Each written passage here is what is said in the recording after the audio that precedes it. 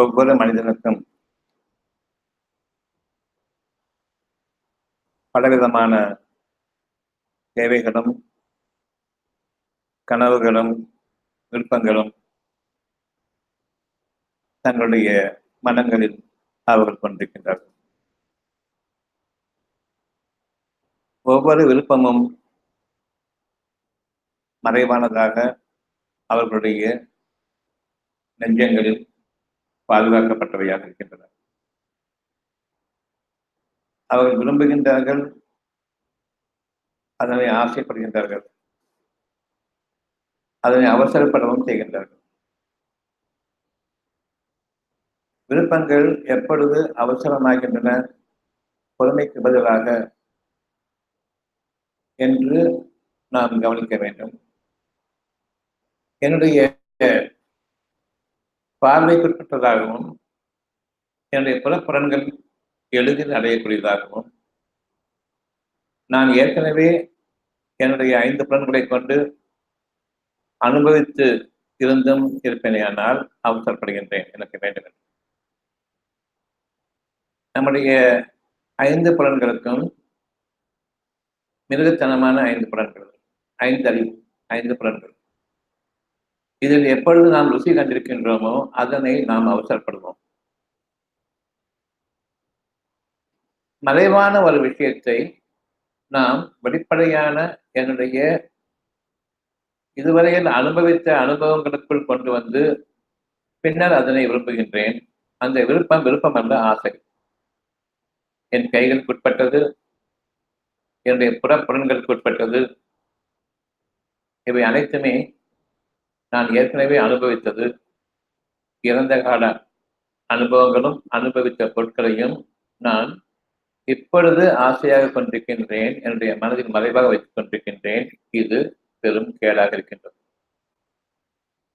என் மனதிலிருந்து என்னுடைய வாழ்க்கை உருவாகிறது. என்னுடைய வாழ்க்கையினுடைய செயல்பாடுகள் ஆரம்பிக்கின்றன. என்னுடைய காரியங்கள் நான் ஆரம்பிக்கின்றேன். என் மனதில் ஒரு தேவை வந்த பின்னர்தான். மனதில் எப்பொழுது தேவை வரவில்லையோ இனி எனக்கு எந்த விதமான அசைவோ செயல்பாடுகளோ கிடையாது. நமக்கு இனி வரக்கூடிய நாளை நம்பிக்கையோடு எதிர்நோக்கக்கூடிய, நீங்கள் இதுவரையில் அனுபவிக்காத ஒன்றை இறைவன் அமைத்திருக்கின்றான் உள்ளத்தில் இருந்து மனதிற்கு விருப்பங்களாக.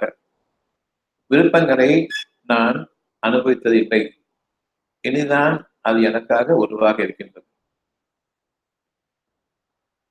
நோய்களே தீண்டாத வாழ்க்கை வேண்டும் என்று நான் என்னுடைய விருப்பமாக அமைக்கப்பட்டிருக்கின்றேன். இதனை நான் அனுபவித்ததும் இல்லை, கேள்விப்பட்டதும் இல்லை, பார்த்ததும் இல்லை, இதனை நம்பக்கூடியவர்களும் இல்லை. காரணம், ஒவ்வொரு மனிதனும் பிறந்த நாள் முதலாக, உலகம் தோன்றிய நாள் முதலாக இன்று வரையிலும் கஷ்டங்களை அனுபவிக்காத ஒரு மனிதன் கிடையாது. எனவே அதனை நான் நம்ப மாட்டேன். கஷ்டங்கள் வரத்தான் செய்யும் என்ற அந்த ஆறுதலான எனக்கே நான் விதித்துக் கொண்ட கேடுகளை அதை தத்துவமாக்கி பின்னர் அதனை நம்பிக்கை கொண்டு ஓரளவுக்கு எல்லாருக்கும் தான் இருக்குது, அதனால எனக்கும் உண்டு. இந்த வகையில் என்னுடைய இறைவன் எனக்காக அறிவித்த ஒரு அறிவிப்பை நான் நிராகரிக்கின்றேன். காரணம், இந்த 5 புலன்களுக்கும் இதுவரையில் கண்டறியாத ஒன்று என்னுடைய மனதில் அமைக்கப்பட்டிருக்கின்றது. இதை நம்புவதற்கில்லை. இந்த நம்பிக்கைக்கு உரிய விதத்தில் எவ்வளவு வாழ்ந்ததும் இல்லை. அப்படி இருக்கும்பொழுது நான் எப்படி நம்ப முடியும்? நம்ப முடியாது. இது ஒரு புறம் இருக்கு. இந்த மாதிரி வாழ்க்கை வேணுமா வேண்டாமான்னு மட்டும் பதில் சொல்லுங்க. அப்பவும் சொல்லுவாங்க வேணும் தான், இருந்தாலும் அப்படி ஆரம்பிப்பாங்க. அந்த இருந்தாலும் வார்த்தை நீக்கிறது. வேணுமா வேண்டாமா? வேண்டும். இதை வேண்டுதலை கொண்டு மட்டுமே தான் பெற முடியுமே தவிர உங்களுடைய அறிவை கொண்டு உங்களுக்கு நீங்கள் இதனை ஆற்றிக் கொள்ள முடியாது. இது இறைவழி. எது இறைவனுக்கு லேசானதோ, எது இறைவனுக்கு எளிதானதோ அதனை உங்களுடைய மனதில் அறிவிக்கின்றான் உள்ளத்திலிருந்து. அந்த இறை உணர்வு இல்லாத எந்த மனிதனும் கிடையாது. ஒரு காற்று மனிதியாக இருந்தாலும் சரி, அவன் போக்குக்கு அவனுடைய மனதுக்கு எது தோன்றுகிறதோ அந்த அளவுக்கு இறைவனை வணங்குகின்றான். அந்த இறை உணர்வு ஒவ்வொரு மனிதனுக்கும் படைக்கப்பட்டிருக்கின்றது, கற்பிக்கப்பட்டிருக்கின்றது அவருடைய மனதில். குழந்தை பருவத்தில் நாம் வருவதற்கு முன்பாக குழந்தை பிறந்த நாளில் அது கண்களை மூடியிருக்கிறது. கண்களை மூடிய நிலையில் இறைவனுடைய பேச்சை கேட்கிறது. அந்த இருளில் கேட்கின்றது. கண்களை மூடி அதற்கு இன்னும் பார்வை வெளிப்புறமாக திருப்பப்படவில்லை. அவ்வளவு இறைவனுடைய அந்த அச்சாட்சிகளை உள்ளத்திலிருந்து மனதிற்கு அறிவிக்கப்பட்டுக் கொண்டிருக்கிற நிலையில் அது கேட்டுக் கொண்டிருக்கிறது. அகிலங்களின் இறைவனை பற்றியும் படைப்பை பற்றியும் படைப்பின் ரகசியங்களை பற்றியும் சத்தியத்தை பற்றியும் அதனுடைய உண்மையை பற்றியும் தெளிவான அச்சாட்சிகளாக ஒவ்வொரு விஷயமும் அறிவிக்கப்படுகின்றது அந்த குழந்தையின் மனதிற்கு. அவ்வளவு சுவாரஸ்யமாக கேட்டுக்கொண்டிருக்கின்றது. அவ்வப்பொழுது லேசான சிரிப்பு வருகிறது. இவ்வளவு பெரிய பாக்கியமா இன்னும் கண் திறக்கவில்லை. கண்ணை மூடிக்கொண்டிருக்கின்றது. சுவாசங்களில் இறைவனுடைய பேச்சுகள், இறைவனுடைய வாக்குகள், அகிலங்களின் சத்தியத்தை பற்றியும் இறைவனை பற்றியும் அறிவிக்கப்பட்டுக் கொண்டிருக்கிறது. அந்த உணர்வு அறிவிக்கப்பட்டதுதான் எப்பொழுது உங்களுக்கு கூறப்படும் பொழுது அதனை நாம் நினைவு கூறுகின்றோம். இது சத்தியமானதுதான் என்று நாம் உணரும் பொழுது சிறு குழந்தையாக கண் திறப்பதற்கு முன்பாக அறிவிக்கப்பட்ட அந்த உணர்வைத்தான் இப்பொழுது நாம் மேற்கொண்டிருக்கின்றோம். உண்மைதான். நினைவூட்டப்படும் பொழுது அறியக்கூடிய ஒவ்வொரு விஷயமும் கண் திறப்பதற்கு முன்பாக பிறந்த நாளிலிருந்து ஒரு நாள், 2 நாள், 3ஆம் நாள் கண் திறக்கிறது. அந்த கண் திறப்பதற்கு முன்பாக அவ்வளவு அழகாக கேட்டுக்கொண்டிருக்கின்றது. இப்பொழுது நாம் குழந்தைகளை பார்க்கின்றோம். பிறந்தவுடன் கண்ணை திறக்கின்றதா அல்லது எவ்வளவு நேரம் தாழ்த்தி கண்ணை திறக்கின்றது? 5 புலன்களில் முதலாவதாக காதுகளில் விடக்கூடிய சத்தங்கள், இரண்டாவது கண். செவிப்புலனும் பார்வை புலனும். இந்த செவிப்புலன்களில் சத்தங்களை கேட்கும் பொழுது எந்த அளவுக்கு இந்த வெளிப்புற சத்தங்களின் மீது அதனுடைய கவனம் இருக்கின்றதோ கண் திறந்து விடுகிறது, சீக்கிரமாக திறந்து விடுகிறது. எந்த அளவுக்கு உள்ளத்தினுடைய செவியேற்றம் இருக்கின்றதோ அந்த அளவுக்கு கண்கள் மூடி இருக்கும். 1 நாள், 2 நாள், 3 நாள் பிறகு கண்ணை திறக்கும். எவ்வளவு காலம் தாழ்த்தி அந்த குழந்தையானது கண் திறக்கிறதோ அந்த அளவுக்கு ஞானமிக்க குழந்தையாக இருக்கிறது. வீணான பேச்சுக்களை கேட்காது. கண் திறந்து பார்த்தது அவ்வளவு உறுதிப்படுத்தப்பட்டு பொறுமையோடு அந்த கவனத்தின் காரணமாக சிறிது காலம் தாழ்த்தி கண்களை திறக்கும் பொழுது அந்த பொறுமையுள்ள குழந்தையை நாம் அது வளர்ந்து வருவதை பார்க்க முடியும். ஞானமிக்க குழந்தையாக, அது லேசாக அறியக்கூடிய குழந்தையாக, அறிவாற்றல் மிக்க குழந்தையாக அது வளர்ந்து வரும். சப்தங்களை நாம் தாழ்த்திக் கொள்ள வேண்டும். குழந்தை பிறந்ததும் வெளிப்படையான அந்த சப்தங்கள் கூடிய அளவுக்கு அதனை பாதுகாக்க வேண்டும். அதனுடைய உள்ளத்தின் பால் திரும்பிக்கூடிய கவனமானது மனம் வெளிப்புற பேச்சுக்களின் பக்கமும் அதனால் ஈர்க்கப்பட்டு கண் திறந்து பார்க்கக்கூடிய, அவசரப்பட்டு கண் திறந்து பார்க்கக்கூடிய அந்த சூழ்நிலையை நாம் அனுமதிவிடக்கூடாது. இதனை நாம் கவனித்துக் கொள்ள வேண்டும். எப்பொழுது அது இயற்கையாக கண்ணை திறக்கின்றதோ முழுமையான ஞானம் கற்பிக்கப்பட்டு விட்டன. இப்பொழுது கண் திறந்து பார்க்கின்றது. உள்ளத்திலிருந்து வெளி உலகை பார்க்கிறது அந்த மனம். இதுவரையில் மனமானது உள்ளத்தின் பக்கம் சார்ந்திருந்தது. இப்பொழுது மனமானது வெளிப்படையான உலகத்தின் பக்கம் திரும்புகிறது. இங்கு பார்க்கக்கூடிய ஒவ்வொன்றும் அது உள்ளத்தோடு இணைத்து பார்க்கின்றது. நாம் அறிந்தது வேறு, நடந்து கொண்டிருப்பது வேறு. இதில் இருக்கக்கூடிய சுகம் அதில் இல்லை என்பதையும் பார்க்கிறது. எந்த குழந்தைக்கு இந்த ஞானம் இருக்கிறதோ அந்த குழந்தையினுடைய தாய்க்கு பால் அதிகமாக சுரக்கும்.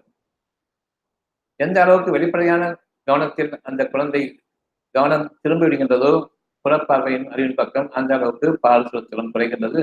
பால் சுரத்தினுடைய தன்மையும் குறைகிறது. எந்த அளவுக்கு நாம் பயப்பட வேண்டும் நம்முடைய உள்ளத்தில் இருக்கக்கூடிய சத்தியத்தை கொண்டு. இப்பொழுது அதே விஷயத்தை நாம் வெளியில் கொண்டு வருகின்றோம். உள்ளத்தில் இருந்து நான் அறிவிக்கப்படக்கூடிய என்னுடைய தேவையானது என்னுடைய வாழ்க்கையில் கஷ்டங்களே ஏற்படக்கூடாது. அது எந்த விதத்தில் இருந்தாலும் சரி, 5 புலன்களுக்கும் உரிய எந்த கஷ்டமாக இருந்தாலும் சரி நிகழக்கூடாது.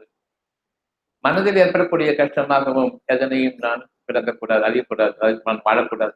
இது உங்களுடைய தேவையாக, ஒட்டுமொத்த வாழ்க்கையினுடைய தேவையாக அறிவிக்கப்பட்டிருக்கிறது. வேண்டுமா வேண்டாம்? கண்ணை பார்க்கின்றேன், அது என்னுடைய உள்ளத்தில் சங்கமிக்கும், மனதில் சங்கமிக்கிறது. காதால் கேட்கின்றேன், அதுவும் மனதில் சங்கமிக்கிறது. தொடு உணர்வு நுகர்தல் என்னுடைய வாயின் மூலமாக நான் அறியக்கூடிய சில சுகங்கள் அவ்வளவுமே என்னுடைய மனதில் சங்கமிக்கின்றன. தனித்தனிய முறையும் எனக்கு எந்த விதமான கேள்வி நிகழக்கூடாது. ஒட்டுமொத்தமாக அவ்வளவும் சேர்ந்து மனதில் ஏற்படக்கூடிய அந்த தீமைகளும் கஷ்டங்களும் நிகழக்கூடாது. உங்களுடைய மனம் உள்ளத்தின் பக்கம் திருப்பப்படும். குழந்தையாக பிறந்த போது எந்த ஞானங்களை கொண்டு நீங்கள் படைக்கப்பட்டீர்களோ அதற்காக பால் சுரக்க ஆரம்பித்ததோ, உங்களுக்காக வேண்டி இறந்து கிடந்த மார்பகங்களில் இருந்து பால் சுரக்க ஆரம்பித்ததோ, அதே போன்று உங்களுக்கு வானங்களிலிருந்து இறங்கக்கூடிய மழை நீரும் குளிர்ச்சியும் உங்களை சுற்றி இருக்கக்கூடிய அவ்வளவு இயற்கையின் வீழ்ச்சியாக்கங்களும் உங்களுக்காக புதிதாக படைக்கப்படும். இதனை நம்பிக்கை கொள்ள வேண்டும் வேண்டாம் என்ற இரண்டை கொண்டு மட்டும் அதை சொல்லுங்கள். உங்களுடைய உள்ளத்திலிருந்து வரக்கூடிய ஒவ்வொன்றுமே உங்களுடைய மனிதர்களால் ஒரு காலம் நிறைவேற்றிக் கொள்ள முடியாது. மாறாக அதை பாராட்ட முடியும். இதெல்லாம் நடக்காது என்று சொல்லும் காரணம். இறைவன் நடக்குமா நடத்தி கொள்வீர்களா என்று கேட்கவில்லை. வேண்டுமா வேண்டாமா, நான் உங்களுக்காக அது அருள வேண்டுமா இல்லையா என்று கேட்கின்றான். உங்களுடைய ஒவ்வொரு தேவையும் இறைவன் அறிவிக்கும் பொழுது உங்களுக்காக அவற்றை வானங்களில் பரசு விடுகின்றான், பதிவாக்கம் செய்து விடுகின்றான். என்னுடைய எண்ணமானது என்னுடைய உள்ளத்திலிருந்து எனக்கு மனதுக்கு அறிவிக்கப்பட்ட ஒரு எண்ணம் நடைமுறையில் இருக்கக்கூடிய வாழ்க்கையில் அது வெளிப்பட்ட பின்னர் படைக்கப்பட்ட பின்னர் பார்க்கக்கூடிய அந்த எண்ணமாக இல்லை. படைக்க இருக்கக்கூடிய ஒரு விஷயத்தை நான் என்ற இறைவனிடமிருந்து ஒவ்வொரு மூச்சிலும் விளைவிக்கின்றேன். அவனுடைய பாக்கியங்களை கணக்கிட்டால் எண்ண முடியாது. அவ்வளவு மூச்சுக்களை எண்ண முடியுமா? மூச்சுக்களை எண்ண முடியாது. ஒவ்வொரு மூச்சுக்களுடைய பாக்கியங்களை எண்ண முடியாது. அவ்வளவையும் தவற விட்டுக் கொண்டிருக்கின்றோம். எவற்றையெல்லாம் தவற விட்டோமோ அதிலிருந்து ஒரு சிறு விஷயத்தை உங்களை அனுபவிக்கும்படி செய்தால் அப்பொழுது இறைவனே கடவுளே என்று நீங்கள் திரும்புகின்றீர்கள். வேண்டாம். ஒரு சிறு கீற்று அந்த நூலினை போன்ற ஒன்றை உங்களுக்காக நீங்கள் இதனை அடைந்திருக்க வேண்டும். இதனை அடையாத காரணமாக இந்த துன்பங்கள் இதனை ஒரு காலம் நீக்கிக் கொள்ள முடியாது. இப்பொழுது நிறைவு கூறுகின்றான், சின்னதாக நினைக்க வேண்டாம். உங்களுக்கு வந்திருக்கக்கூடிய கஷ்டத்தை அது வளரும், பெரிதாகும். உங்களுடைய ஒவ்வொரு முயற்சிக்கும் அது இன்னும் பல துன்பங்களை கொண்டு வரும். இது இறைவனுடைய வாக்கு. ஒரு தலைவலிக்காக ஒரு மருந்து சாப்பிட்டா அது 1000 பக்க விளைவுகளை ஏற்படுத்தும். இவங்களுக்கு தெரிஞ்சது 4-5 பக்க விளைவுகள், 4000-5000 பக்க விளைவுகள் எண்ணிக்கை கொள்ள முடியாது. அந்த அளவுக்கு உங்களுடைய துன்பங்கள் நிறைந்துவிடும்.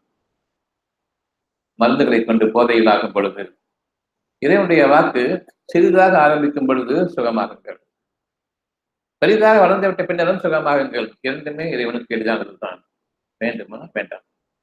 சிறிதாக இருக்கும் பொழுது இதெல்லாம் சாதாரண சரியா போயிடும், தன்னாலே சரியா போயிடும்.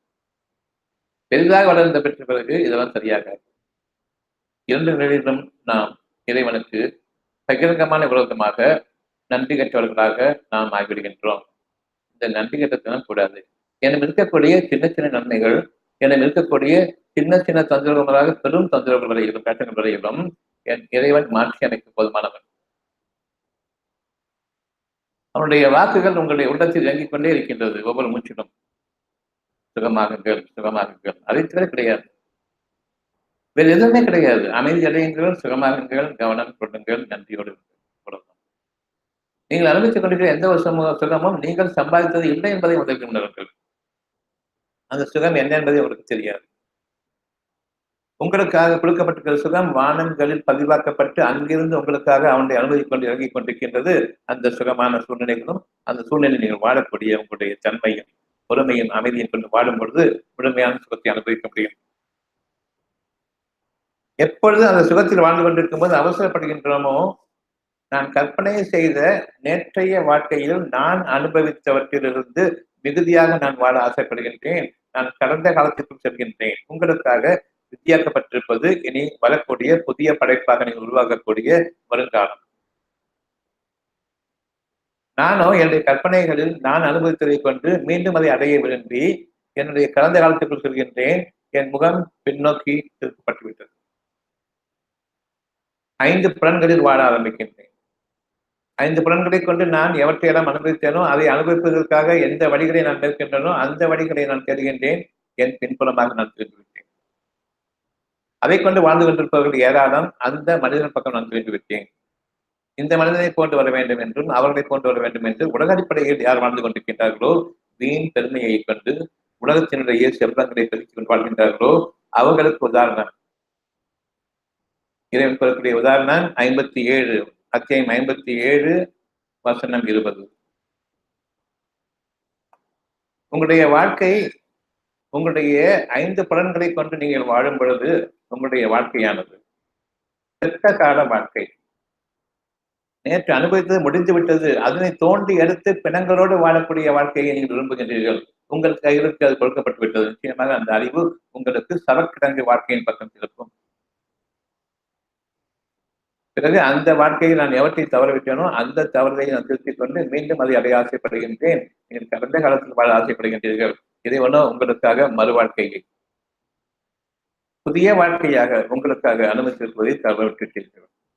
இதற்கு ஊர் மக்கள் உலக மக்கள் எழுதி வைத்த அவர்களுடைய கல்வி அறிவு புத்தகங்களாக இருக்கின்றன. அவற்றையும் கொண்டு நான் கடந்த கால வாழ்க்கையினுடைய அந்த அடிப்படையில் வாழ நான் இன்னமும் துணிகின்றேன், பிரயத்தனங்களை மேற்கொள்கின்றேன். நிச்சயமாக இவை உங்களுக்கு பலனளிக்காது. உங்களுடைய எண்ணங்களின் மீது சத்தியமாக தவறானவை, அவ்வளவும் தவறானவை. எண்ணங்கள் என்று கூறும்போது ஒரே ஒரு விஷயத்திற்கு பல எண்ணங்கள் பல வழிகளை தெரிகின்றீர்கள். கண்களால் பார்த்த வழிகளும் காதுகளால் கேட்ட வழிகளும் இந்த 5 புலன்களை கொண்டு இவற்றையெல்லாம் நான் வழிகளாக அறிந்து கொண்டிருந்தோம். அவை ஒவ்வொன்றிலிருந்து நான் விஷயங்களை தெரிகின்றேன். இவற்றிலிருந்து நான் கரையிட முடியுமா என்று ஒவ்வொரு விஷயத்திலும் நீங்கள் பின்னோக்கி சென்று கொண்டிருக்கின்றீர்கள். உங்களுடைய குழிகளுக்குள் நீங்கள் தேடிக்கொண்டிருக்கின்றீர்கள். உங்களுடைய வாழ்க்கையை அசுத்தமானவர்கள், தூய்மை கெட்டுவிட்டது, நாற்றமடித்த வாழ்க்கை, இறந்த கால மனிதர்கள் வாழ்க்கை, அது ஒரு அசுத்தமான வாழ்க்கை. என்னுடைய அனுபவங்களை கொண்டு நான் வாழ்கின்றேன். என் அனுபவித்துக் கொண்டு நான் கூறுகின்றேன்.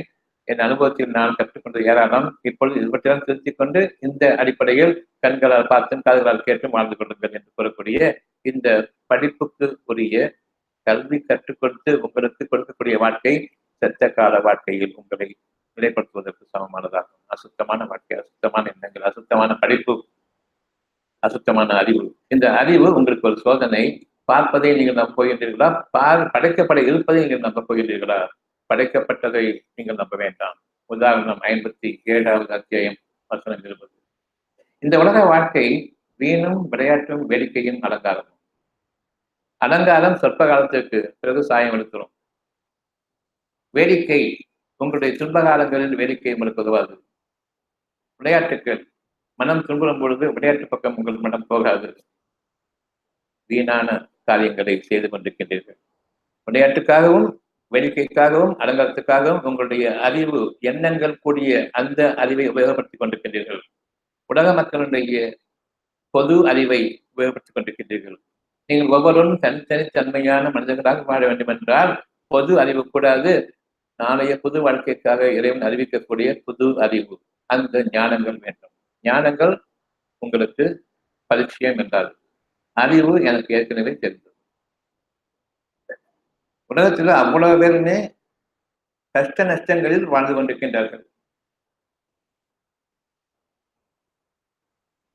துன்பங்களிலும் துயரங்களிலும் வாழ்ந்து கொண்டிருக்கின்றார்கள் அவ்வளவு பேர். இதிலிருந்து விடுபட்டவர்கள் யாரும் கிடையாது. இவர்களுடைய வழிமுறையை ஏன் நாம் தேடுவோம் நம்முடைய வாழ்க்கைக்காக? நாளைக்கு நிச்சயமாக இல்லை. உங்களுடைய உள்ளத்தின் பக்கங்கள் திரும்புங்கள். விளையாட்டும் வேடிக்கையும் அலங்காரமும் சொற்ப நேரத்திற்கு உங்களுக்கு சுகம் கொடுக்கக்கூடிய இந்த வகையான வாழ்க்கையை நீங்கள் புதுப்பித்துக் கொண்டு வாழ விரும்புகின்றீர்கள். ஒரு காலம் அதில் உங்களுக்கு சுகமில்லை. சுகங்கள் அதிகரிக்க வேண்டும், சுகங்கள் மாறுதடைய வேண்டும், சுகங்கள் புதுமையான அனுபவங்களாக எனக்கு வந்து கொண்டிருக்க வேண்டும். அப்பொழுது என்னுடைய வாழ்க்கை அர்த்தமுள்ளதாக மாறுமே தவிர ஒரே வாழ்க்கையை ஒரே சுகத்தை அனுபவித்துக் கொண்டிருப்பது நிச்சயமாக எனக்கு நன்மையானதல்ல. இறைவன் உங்களுக்கு கூறுகின்றான், இரவும் பகலும் மாறி மாறி வருகின்றது, அதிலும் கத்தாட்சி இருக்கின்றது. ஒரே மாதிரியான இரவு நீங்கள் தூங்க முடியாது. மாறி வரக்கூடிய இரவுகள், மாறி வரக்கூடிய சூழ்நிலைகள், மாறி வரக்கூடிய அந்த தன்மைகள் உங்களை தூங்க செய்கிறது நிம்மதியாக. நேற்றைய இரவு தான் இன்றைய இரவு என்றால் அந்த இரவின் தூக்கம் கெட்டுவிட்டது. தூங்கினாலும் அது தூக்கம் அல்ல. இந்த அலங்காரங்களிலிருந்து நீங்கள் விலகிக் கொள்ளுங்கள். உங்களுடைய அறிவு என்ற அலங்காரம் அதிலிருந்து விலகிக் கொள்ளுங்கள். உங்களுடைய அறிவு என்ற வீணான ஒரு செயல் விலகிக் கொள்ளுங்கள். உங்களுடைய அறிவு என்ற கேளிக்கை விலகிக் கொள்ளுங்கள். உங்களுடைய அறிவு என்ற விளையாட்டிலிருந்து விலகிக் கொள்ளுங்கள். இந்த உலக வாழ்க்கை புது புது வாழ்க்கையில் உயர்த்தக்கூடிய அந்த தன்மையை கொண்டதாக அமைக்கப்பட்டிருக்கின்றது என்று நான் என்னுடைய மனதின் பக்கம் திரும்புகின்றேன். அங்கு இருக்கக்கூடிய என்னுடைய 5 புலன்களுக்கும் எட்டாத அதுக்கு அப்பால் இருக்கக்கூடிய ஒரு வாழ்க்கையை நான் விரும்புகின்றேன். இப்பொழுது அது இறைவனிடமிருந்து என் உள்ளத்திலிருந்து என்னுடைய மனதுக்கு அறிவிக்கப்பட்ட சுகமான கட்டளைகள் இது வேண்டும். இன்னைக்கு நம்ம வந்திருக்கிறது மனசு கஷ்டப்பட்டிருக்கிறது, அதனால வந்திருக்கிறோம். உடல் கஷ்டங்கள் இருந்த வரைக்கும் டாக்டர்கள் இருந்தாங்க, பண கஷ்டம் இருந்த வரைக்கும் கடன் கொடுக்க சொல்றாங்க. இவை எல்லாம் இறுதியாக மனதை தாக்கும் பொழுது எல்லாமே வீண் என்று ஆகி மனதை தாக்கும் பொழுது இப்பொழுது இறைவனை என்று கூப்பிடுகிறேன். மனதிற்கு வேதனை வரும் பொழுது நிச்சயமாக நீங்கள் இறைவனை அழைப்பீர்கள். உங்களுடைய 5 புலன்களுக்கு ஏதாவது ஒரு புலனுக்கு உங்களுக்கு ஒரு வழி இருக்குமானால் அதிலும் நுழைந்து நான் அதில் கடுமையான தோல்வியை தழுவும் வரையில் நான் மனதிற்குள் இருக்கக்கூடிய கட்சியை உணர மாட்டேன். இன்னும் வெளியுலக வாழ்க்கையில் அறிவின் மீது எனக்கு நம்பிக்கை இருக்கின்றது. எப்பொழுது அவ்வளவு முடப்பட்டதாகி விடுகின்றதோ மனதின் துன்பம் தாங்க முடியாது. மனதின் மீது எந்த அதிகாரமும் எவனுக்கும் இல்லை. உங்களுடைய மனப்பாடால் என்று கூறுவார்கள் விதமாக அல்ல. மனநல மருத்துவமனைக்கு போவீங்க, அங்கு போயிட்டு உங்களுக்கு உண்மையான பயிற்சிகள் ஆகிடும். இப்பொழுதுதான் நாம் இறைவன் பக்கம் திரும்புகின்றோம். இறைவனை நம்மை மன்னித்து புது வாழ்க்கையில் அமைக்கின்றான். அந்த புது வாழ்க்கையில் அமையும் பொழுதும் இது பழையது போன்றுதான் இருக்குது என்று எண்ணுகின்றார்கள். அவ்விதமாக அந்த செத்து பிழைத்தவன் நான் என்று கூறும் பொழுது மனம் பித்து பிடித்து போய் பின்னர் அது புதிய படைப்பாக அமைக்கப்பட்டிருக்கின்றது. தெளிவான நிலையில் நான் இருக்கின்றேன் இப்பொழுது என்று அறியும் பொழுது அவர்கள் நன்றி கடன் பட்டிருக்கின்றார்கள். புது வாழ்க்கைக்கு அமைக்கப்பட்டிருக்கின்றார்கள். பழைய வாழ்க்கை எண்ணிக்கப்பட்டு விட்டது. இனியாவது நாளைய வாழ்க்கைக்கு உங்களுக்கு என்ன தேவையோ அதன் மீது நாட்டம் கொள்ளுங்கள், விருப்பம் கொள்ளுங்கள். அந்த வாழ்க்கை உங்களுக்காக அனுமதிக்கப்பட்டதாக இருக்கின்றது. பிரத்யேகமாக ஒவ்வொருவருக்கும் தனித்தனிய முறையை. ஒருவருடைய வாழ்க்கையை மற்றவருக்கு கிடையாது. ஒருவருடைய சுகம் மற்றவருக்கு கிடையாது. ஒருவர் அனுபவித்துக் கொண்டிருக்கூடிய அந்த அழகான ஒரு தருணம் மற்றவர் கிடையாது. அவர் அனுபவித்துக் கொண்டிருக்கூடிய அந்த அழகான தருணங்கள் இவர்களுக்கு கிடையாது. ஒவ்வொருவரும் தனித்தனிய முறையை நீங்கள் வாழ்க்கப்படுவீர்கள். இறைவனுடைய அனுமதியை கொண்டு அவனுடைய உள்ளம் உங்களுக்கு அறிவிக்கும் பொழுது அந்த உள்ளம் அவனுக்கு சொந்தமானது. அந்த உள்ளம் பெரும் கோயிலாக இருக்கின்றது. அதிலிருந்து உங்களுக்கு உணர்வாக அசரீரியாக, சரீரம் வாயிலாக இல்லை, அசரீரியாக உணர்வாக அறிவிக்கப்படுகின்றது. இந்த வாழ்க்கை உங்களுக்கு வேண்டும் என்று. வேண்டுமா வேண்டாமா என்ற கேள்வியோடு வேண்டும். இதை பற்றி நீங்கள் குழப்பத்திலாக வேண்டாம். உங்களுக்காக விதிக்கப்பட்டது வானங்களில் விதிக்கப்பட்டதாக ஆயிற்று. அது உங்களுக்காக பூமியில் விளையும். எது உங்களுக்காக மனதில் அறிவிக்கப்பட்டதோ அது முற்கூட்டியே உங்களுக்கு வானங்களில் படைக்கப்பட்டு விட்டன. அது உயர்த்தப்பட்டுள்ளன. அது உங்களுக்காக இயங்கிக் கொண்டிருக்கின்றது. நீங்கள் வேண்டும் என்று அதை விரும்பும் பொழுது, நம்பிக்கை கொள்ளும் பொழுது அது பூமியில் இறங்கிறது. உங்களுடைய சூழ்நிலையாகவும் உங்கள் கால்களுக்கு கீழே உங்களுடைய வாழ்க்கைக்கு ஏதுவாகவும் அமையும். அந்த உலகத்தில் நீங்கள் வாழ்விக்கப்பட்டுள்ளீர்கள். நீங்கள் இவை என்ன என்பதை நீங்கள் சிந்திக்க வேண்டாம். உங்களுக்கு முழுமையாக உங்களுடைய மனதில் அறிவிக்கப்பட்டு விட்டது. இது சுகமான அனுபவமாக உணர்வாக இருக்கின்றது வேண்டும் என்று. அவை என்ன என்று நீங்கள் பார்க்காது. அவை என்ன என்று நீங்கள் பார்க்கும்போது உலகத்தின் அடிப்படையில் இந்த 5 புலன்கள் கொண்டு நீங்கள் எவற்றை அறிந்து வைத்திருக்கிறீர்களோ அந்த குழப்பங்களில் பார்ப்பீர்கள். ஒரே குழப்பமாக இருக்கிறது என்று கூறுவீர்கள். நடக்குமா நடக்காதா, நடக்குமா நடக்காதா, வேண்டுமா வேண்டாமான்னு கேட்டால் நடக்குமா நடக்காதாங்கிறது. இறைவனை படைப்பாளன் என்று நம்புங்கள். அவன் தான் விரும்பியதை தன் நாடியதை படைப்பவன் என்று நம்புங்கள். அவன் நாட்டத்தை உங்களுக்கு அறிவித்து விட்டான். அது படைக்கப்பட இருக்கிறது என்பதை நம்புங்கள். தெளிவாகுங்கள். வானங்கள் உங்களுக்காக காத்திருக்கின்றன. பூமி உங்களுக்காக விளைவதற்காக காத்திருக்கின்றது. வானங்களுக்கும் பூமிக்கும் இடையே உங்களுடைய சுற்றுச்சூழல் உங்களுக்காக அழகாக அமையிருக்கின்றது. நம்புங்கள். நீங்கள் உருவாக்குபவர்கள் இந்த இயற்கையை இறைவன் அமைக்கின்றான். இயற்கை தான் கடவுள் என்றும் கூறிக்கொண்டிருப்போம். அந்த இயற்கையை படைத்தது யார் என்று அந்த கேள்வி வேண்டும். உங்களுக்காக மாறி மாறி வரக்கூடிய அந்த இயற்கையை அமைத்தது யார் என்று உங்களுக்கு நீங்கள் கேள்வி கேட்க வேண்டும். உங்களுடைய தெளிவு எந்த அளவுக்கு இருக்கின்றதோ அந்த அளவுக்கு வானங்கள் நெருங்கி வருகின்றன. ஒவ்வொருவருக்கும் வானங்கள் தெளிவாக இறைவனுடைய கட்டளை ஏற்றுக்கொண்டு உங்களுக்காக நடைமுறைப்படுத்துவதற்காக புதிய ஞானங்களோடு சூழ்ந்து நிற்கிறது. ஏற்றுக்கொண்டதற்கு அந்த ஞானங்கள் அகப்பார்வையில் இருந்து வெளியாகும். புறப்பார்வையில் தொலைந்தது போதும். இப்பொழுது நான் அகப்பார்வைக்கு திரும்புகின்றேன். என் மனம் அறிவிப்பது சத்தியம்தான் என்பதை உணரும் பொழுது உங்களுடைய குழப்பங்கள் நீங்குகின்றன. இப்பொழுது உங்களுடைய வானம் தெளிவாக தெரிகின்றது. எந்த வாழ்க்கையை உங்களுக்கு நீங்கள் ஆகமாக்கிக் கொள்ளப் போகின்றீர்கள் என்பதையும் நாம் கவனிக்க வேண்டும். அத்தியாயம் 41 வசனம் 11. என்னுடைய எண்ணங்களின் மீது சத்தியமாக வானம் குழப்பமாக இருக்கின்றது. என்னுடைய எண்ணம் குழப்பமாக இருக்கின்றது. புகைமண்டலமாக இருக்கின்றது. தெளிவாக தெரியவில்லை. அந்த புகைமண்டலத்திலிருந்து உங்களுக்காக தெளிவாக்க விரும்புகின்றான். வேண்டும் என்று யார் விரும்பிக் கொண்டீர்களோ அவர்களுக்கு நடக்குமா நடக்க என்று தன்னுடைய அறிவை கொண்டு இறைவனோட ஞானங்களோடு ஒப்பிட்டு தனக்கு முடியாது, அதனால் இறைவனுக்கு முடியாது என்ற முடிவை கட்டுபவர்களுக்கு அல்ல, நமக்கு மேலே இருக்கக்கூடிய அந்த மகாபெரும் சக்தியானது நமக்காக உருவாக்கும் ஆற்றலை கொண்டது. அது எளிதானது என்று யார் அந்த எண்ணத்தின் மூலமாக தெரிவிடுகின்றார்களோ, புகையாக இருந்த வான மண்டலம் என்பது தெளிவாக மாறுகின்றது. அந்த வானத்திற்கும் பூமிக்கும் கட்டளையிடுகின்றான். இந்த மனிதனுக்காக 2 பேரும் இறங்கி வர வேண்டும், இணைந்து வர வேண்டும். உங்களுக்கு விருப்பமாக இருந்தாலும் சரி, விருப்பமாக இருந்தாலும் சரி. விருப்பமாக இருக்கட்டும், வெறுப்பாக இருக்கட்டும், நீங்கள் இணைந்து வாருங்கள். அவை இரண்டும் நாங்கள் விருப்புடனே வந்தோம் என்று கூறினார். உங்கள் மீது வானங்களுக்கும் பூமிக்கும் எந்த விதமான பொறாமையும் கிடையாது. இறைவனுடைய கட்டளையை அப்படியே ஏற்றுக்கொண்டு உங்களுக்காக அதில் விளையாடி கொண்டிருக்கின்றது. தன்னுடைய காரியங்களை உங்களை சுற்றிலும், உங்களுடைய கால்களுக்கு அடியிலும், உங்களுக்கு மேலும். இதற்கு நிகரான சுகமான அனுபவம் கிடையாது. ஒவ்வொருவருக்கும் தனித்தனிய முறையை அந்த புகை மண்டலங்கள் நீக்கப்பட்டு, வானங்கள் தெளிவாக்கப்பட்டு, இறைவனுடைய கட்டளை ஏற்றுக்கொண்டு நாங்கள் விருப்புடனே வருகின்றோம். எங்களுக்கு அவர்களுக்கு பொறாமை கிடையாது. உன்னுடைய கட்டளையை நிறைவேற்றுவது மட்டும்தான். இவ்விதமாக உங்களை வானங்களின் பூமியின் அரசாங்கத்திற்கு வைத்திருக்கின்றான். அந்த வாழ்க்கையின் மீது நாம் உயர்த்த வேண்டும். வானங்களின் மீது பூமி மீது உங்களுடைய ஆச்சரியம் நிறைவேற வேண்டும் வேண்டும் என்று கூறும்பொழுது நடக்குமா நடக்காதா என்ற அந்த எண்ணத்தை நீக்கிக் கொண்டவர்களாக, பாவத்தை நீக்கிக் கொண்டவர்களாக நாம் கேட்கும் பொழுது இறைவன் உங்களுக்காக. அதை விடுத்து நீங்கள் எவ்வளவுதான் கற்பனை செய்தாலும் சரி, உங்களுடைய கடந்த கால அறிவை கொண்டு மனிதர்களுடைய அவர்கள் பார்த்த அனுபவத்தை கொண்டு நான் வாடும் பொழுது அசுத்தமான வாழ்க்கை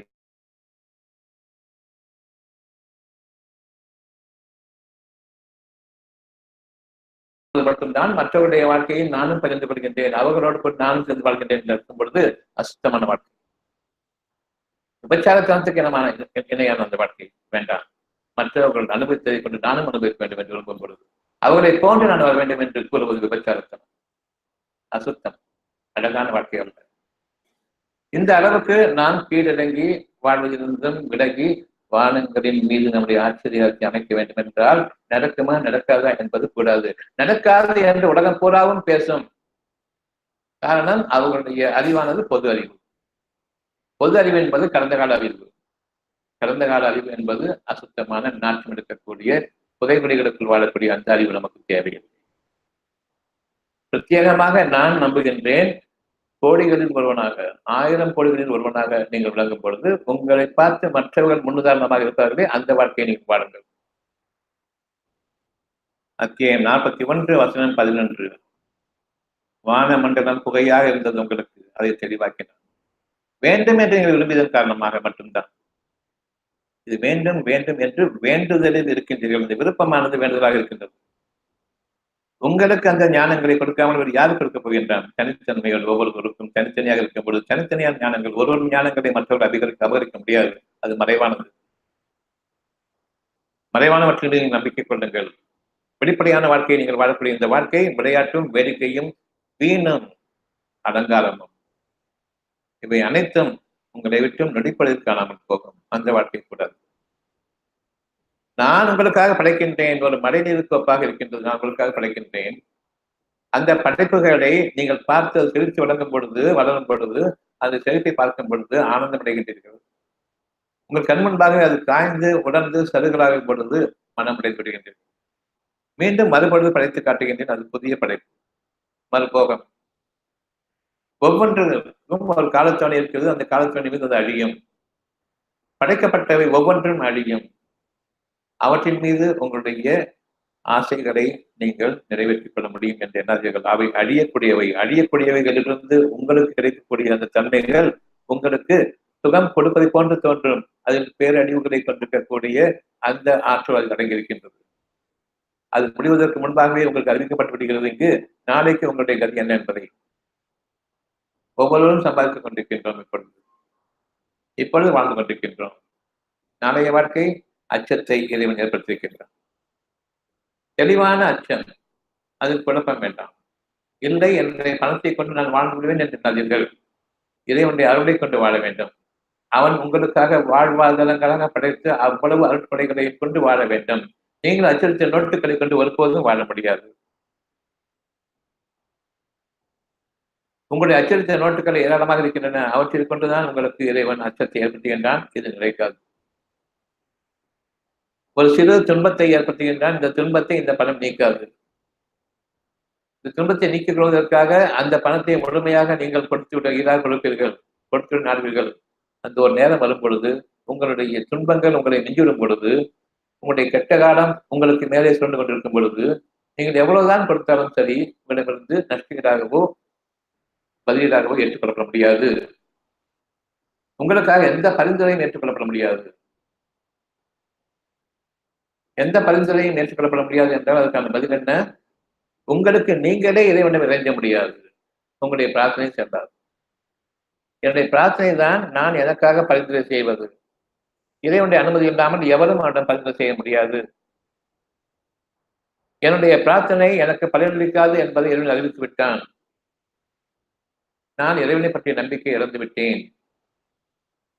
எனவே உங்களுடைய வாயோ உங்களுடைய மனமோ முணங்க முடியாது, அசைய முடியாது என்ற உதவி கேட்டு நான் அனுமதித்தால் தவிர அந்த அனுமதி மறுக்கப்பட்டு விட்டது. உங்களுடைய இறை நம்பிக்கையை நீங்கள் வீணாக்கி விட்டீர்கள். ஒவ்வொரு அழகான விஷயத்தையும் உங்களுடைய இச்சைகளுக்கு கொண்டாக்கி வீணாக்கி மனிதர்களுடைய பெருமையை நீங்கள் சம்பாதிப்பதற்காக வேண்டி அவர்களிடம் மதிப்பிட வேண்டும் என்பதற்காக வேண்டி நீங்கள் புகழப்பட வேண்டும் என்பதற்காக வேண்டி இறைவனுக்கு விரோதமாக நானே இறைவன் என்ற அடிப்படையில் செயல்பட்ட உங்களுடைய காலம் மிஞ்சிவிட்டது. இனி நீங்கள் என்னிடம் பிரார்த்தனை செய்ய முடியாது. இறைவனுடைய அனுமதி இல்லாமல் அவனிடம் எந்த விதமான பரிந்துரையும் செய்ய முடியாது. எவராலும் நீங்கள் உட்பட அவனிடம் பிரார்த்தனை செய்ய முடியாது. அது என்னுடைய வாழ்வினுடைய இறுதி காலம் என்பதை அறிய வேண்டும். இறுதி வரையில் நான் அனுபவிக்க வேண்டிய அந்த துன்பம் என்பதை அறிய வேண்டும். இன்னமும் வாழ்க்கை இருக்கின்றது. யார் நம்பிக்கை கொள்கின்றார்களோ அப்பொழுதும் உங்கள் கடைசி மூச்சு முடியும் வரையில் இறைவன் ஒரு சிறிய ஒடுக்கீட்டையாக வைத்திருப்பான். அதன் மீது நம்பிக்கை கொள்ளுங்கள். உங்களுக்கான புது வாழ்க்கையை அவன் நிச்சயமாக உங்களுக்காக படைப்பவன். புது வாழ்க்கை என்பது வானங்களும் பூமியும் உங்களுக்காக புதிதாக படைக்கப்பட்டு அதிலிருந்து விளங்கக்கூடிய தூய்மையான காற்றும் செய்திகளையும் கிடைக்கக்கூடிய தன்மையையும் ஞானங்களை கொண்டு உங்களுக்காக அவன் அனுபவிப்பான். அவன் நாடினான். அவனுடைய அருளின் மீது நீங்கள் நம்பிக்கை இருக்க வேண்டாம். மூச்சு பிரியும் பொழுது மட்டும்தான் இனி எனக்கு இதுதான் முடிவு என்று எண்ணுவீர்கள். அந்த மூச்சு பிரிவதற்கு முன்பாக வரையில் நிச்சயமாக நீங்கள் வேண்டுங்கள் என்பதை உங்களுக்காக வைத்திருக்கிறேன்.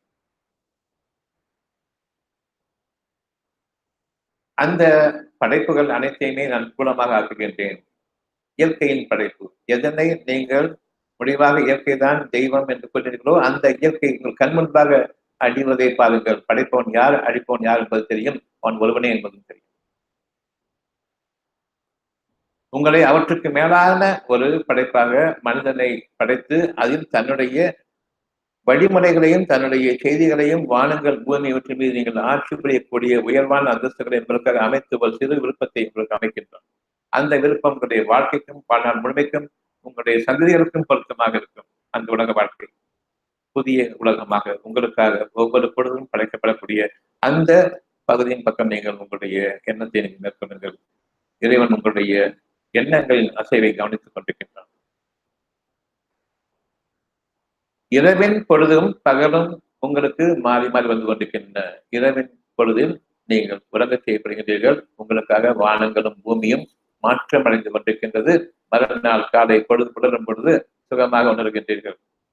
அந்த சுகமாக உணர்வானது இறைவனுக்கு நன்றியோடு நீங்கள் விழிக்க வேண்டும். அந்த சுகமான உணர்வுக்கு காரணம் அந்த இரவில் வானங்களும் பூமியும் உங்களுக்காக மன்னிப்பளிக்கப்பட்டு புதிய படைப்பாக படைக்கப்பட்டுக் கொண்டிருக்கின்றது. அந்த படைப்பில் நீங்கள் புதிதாக எடச் செய்யப்பட்டிருக்கின்றீர்கள். உங்களுடைய வானங்களையும் பூமியையும் உங்களுக்கு அழகான சுகமான உணர்வை கொடுக்கூடியதாக மாற்றியதற்காக அந்த இறைவன் மீது நீங்கள் நம்பிக்கை கொள்ளுங்கள். அந்த இறைவனை நீங்கள் ஏற்றுக்கொள்ளுங்கள். அந்த இறை உங்களுக்கு வாழ்நாள் முழுமைக்கும் உங்களுடைய ஒவ்வொரு மூச்சிலும் கொடுக்கப்பட்டுக் கொண்டிருக்கிறது. எனக்கு வழிகள் தெரியவில்லை, என்ன செய்வது தெரியவில்லை. உங்களுக்கு தெரியாது, அவனுக்கு தெரியும். நீங்கள் இனிதான் அந்த வழி மறைவான அந்த பாதையை கற்றுக் கொடுக்கப்பட இருக்கின்றீர்கள் என்பதையும் அறியுங்கள். என்னுடைய மனதில் இருக்கக்கூடிய ஒன்று இதுவரையில் உலகம் காணாத ஒன்று. எந்த துன்பமும் எந்த கஷ்டமும் எந்த துயரமும் என்னை தீண்டக்கூடாது. எனக்கும் என்னுடைய குடும்பத்தினருக்கும் சரி தீண்டக்கூடாது. யாருக்கு முடியும்? இறைவன் கூறுகின்றான், நீங்கள் உங்களை பற்றி மட்டும் கேளுங்கள். அவர்களுக்காக உங்களுடைய குழந்தைகளுக்காக என்ன கேட்கின்றீர்களோ அவர்களுக்கு இந்த விஷயத்தை நீங்கள் அவர்கள் அறிமுகப்படுத்துங்கள், ஞாபகப்படுத்துங்கள், நினைவூட்டுங்கள். ஏற்றுக்கொண்டவர்களுக்கு நிச்சயமாக உண்டு, ஏற்றுக்கொள்ளாதவர்களுக்கு கிடையாது. அவரவருடைய தேவைகளுக்கு அவரவர் உணர்ந்து வேண்டுதலை மேற்கொள்ள வேண்டும். இது அவர்களுக்கு நன்மையானது. என் காரணமாக என் குழந்தைகள் தேரப்போவதில்லை. ஆனால் நீங்கள் அவர்கள் இருக்கும் வரையில் உங்களுக்கு துன்பங்கள் ஏற்படாதவாறு அவன் பாதுகாத்துக் கொள்கிறான். இதன் காரணமாக எவையெல்லாம் உங்களுக்கு நெருக்கமாக இருக்கின்றதோ அவை அனைத்திற்கும் எந்த துன்பமும் ஏற்படாமல் அவர்களையும் உங்களுக்காக வேண்டி பாதுகாக்கின்றான். அவ்வளவு அவர்களை ஏற்றுக்கொண்டால் அவர்களுடைய சூழ்நிலைக்கு அவர்களுக்கு பொருத்தமாக இருக்கும், அவர்களுக்கும் அவருடைய குடும்பத்திற்கும் பொருத்தமாக இருக்கும். சொல்ல வேண்டியது உங்கள் மீது கடமை. உங்களுக்கு கீழே இருக்கக்கூடிய, உங்களை சார்ந்து இருக்கக்கூடிய உங்களுடைய மக்களுக்கும் உங்களுடைய குழந்தைகளுக்கும் உங்கள் குடும்பத்திற்கும் சொல்லிக் கொடுக்க வேண்டியது, அகப்பார்வையோடு வாழுங்கள் என்று சொல்லிக் கொடுக்க வேண்டியது உங்களுக்கு கடமையாக இருக்கின்றது. புறப்பார்வை என்பது வெறும் பார்வை மட்டுமல்ல, காது, மூக்கு, மற்ற 5 புலன்களும் அடங்கியது. இவற்றை கொண்டு வாழக்கூடிய அந்த படிப்பறிவை நாம் கற்றுக் கொடுக்கும் பொழுது ஞானங்களை கைவிட்டு விடாதிருப்பாயாக. அவர்களுக்கு புரியும் ஞானங்கள் தான் என்ன புரியும். அறிவுக்கு மிஞ்சியது ஞானம். ஞானங்களில் வாழ்ந்து வா. இந்த அறிவு உனக்கு கட்டாயப்படுத்தப்பட்டிருக்கிறது. இதில் உனக்கு வாழ்க்கை இல்லை. ஞானங்களோடு வாழும் பொழுது தீமைகளை நீக்கிக் கொள்வது உனக்கு லேசாக இருக்கும். தீமைகளை கற்றால்கள் நீக்கிக் கொள்ள முடியாது. தீமைகளுடைய பாதைகள் பின்னால் நீக்கிக் கொள்ள முடியாது. களவும் கற்று மறப்பதற்காக இந்த கல்வி படிப்பு. அந்த கற்பித்ததை நான் மறக்க வேண்டும். அதில் நீ தேர்ச்சி பெற்று விடு. 100க்கு 100 மார்க் வாங்கி தேர்ச்சி பெற்று இந்த களவாணி படிப்பை மறந்துவிடும். உன்னுடைய ஞானங்களை கொண்டு வா. இந்த வாழ்க்கையை நாம் 1ஆம் கிளாஸ் முதலாக போதிக்கணும். அவர்களுடைய நல்லறிவுக்கு புறப்படும் வரையில் எப்பொழுது ஞானங்கள் மிஞ்சுகின்றதோ அப்பொழுது இந்த களவாணி படிப்பு லேசாகிடும். போன் தூக்கிப்படக்கூடிய அளவுக்கு 100க்கு 100 அவ்வளவு லேசாகிடும். இந்த 100க்கு 100 ஒன்னு எடுத்துட்டு 2 0 வாக்கிட்டு இந்த தனித்தனி மனிதனாக நீ வாழ வேண்டும். அந்த ஒன்றை கொண்டு 2 0 முக்கியமா 1 முக்கியமா? அந்த 1 முக்கியம். பின்னர் 2 0 தூக்கி போடும். தனித்தவனாக தனித்தன்மை வாய்ந்தவனாக வழங்க வேண்டும் என்றால் அந்த ஞானங்களோடு வாழும். 100 வாழக்கூடாது. 100க்கு மேலாக ஒருவனாக வாழ. இந்த வாழ்க்கையை நாம் நம்முடைய ஞானங்களை கொண்டு சேர்ந்திருக்கின்றோம் நம்முடைய பிள்ளைகளுக்காக. அந்த பிள்ளைகள் யார் ஒருவரையும் 100க்கு 100 வாங்கும் பொழுது பெருமைப்பட்டு விடாதே. இது அசுத்தமான கல்வி, இது உனக்கு உதவாது என்பதை அறிவிக்க வேண்டும். அவர்கள் அந்த கல்வியை பயப்பட வேண்டும். இன்னும் என்னென்ன இருக்கிறது என்பதையும் தெரிந்து இவற்றில் எதுவுமே நான் நுழையக்கூடாது என்பதற்காக வேண்டி இன்னும் முதுகலை படிப்பையும் படிக்க வேண்டும். அதற்கு மேலாகவும் படிக்க வேண்டும். நீங்க படித்த பிறகுதான் உங்களுக்கு அறிவிக்கப்படுவார்கள். இதைவிட மேலான படிப்பு டாக்டரேட், PhD வாங்கணும். அந்த PhD வாங்குறதுக்கு என்னன்னு சொன்னா நீங்க கதை அடக்கணும். இல்லாத ஒண்ணு கற்பனையாக கதை வந்தீங்கன்னு சொன்னா உங்களுக்கு PhD கிடைக்கும். அது நிறைவேற்றணும்னு அவசியம் கிடையாது. கற்பனையோட கதை வந்தா போதும் உங்களுக்கான PhD. இப்படி ஒரு வெற்றுத்தனமான கடைசி படிப்பு PhD என்பதை இறைவன் அறிவிக்கும் பொழுது இதுவரையில் படைத்தது என்ன என்பதற்கு தெரியும். கெட்ட வழிமுறை, மதியற்ற கூட்டங்கள், இந்த கூட்டங்களின் பக்கம் நான் என்னுடைய வாழ்க்கையை வீணாக்கிக் கொண்டிருக்கின்றேன். என்னையும் என் சந்ததிகளையும் பாதுகாக்க இறைவன் போதுமானவனாக இருக்கின்றான். இப்பொழுது எனக்காக என் மனதில் என் இறைவன் அமைக்கக்கூடிய ஒரு சுகமான வாழ்க்கையினுடைய பகுதியை நான் பார்க்கின்றேன். துன்பங்கள் தீண்டாத வாழ்க்கை. எந்த விதத்திலும், எந்த கோணத்திலிருந்தும், எந்த திசையிலிருந்தும், வானங்களிலிருந்தும், பூமியிலிருந்தும் எனக்கு எந்த துன்பமும் தீண்டக்கூடாது. வேணுமா? வேண்டாம். வேண்டும். ஒளிமிக்க பாதை மீது நான் திரும்பி விட்டேன். அவ்வளவுதான். உங்களிடமிருந்து அவன் விரும்புவது அவ்வளவுதான். பிறகு அதன் மீது உறுதி கொள்ளுங்கள், அதனையே விரும்புங்கள், அதனையே எதிர்பார்க்குங்கள்.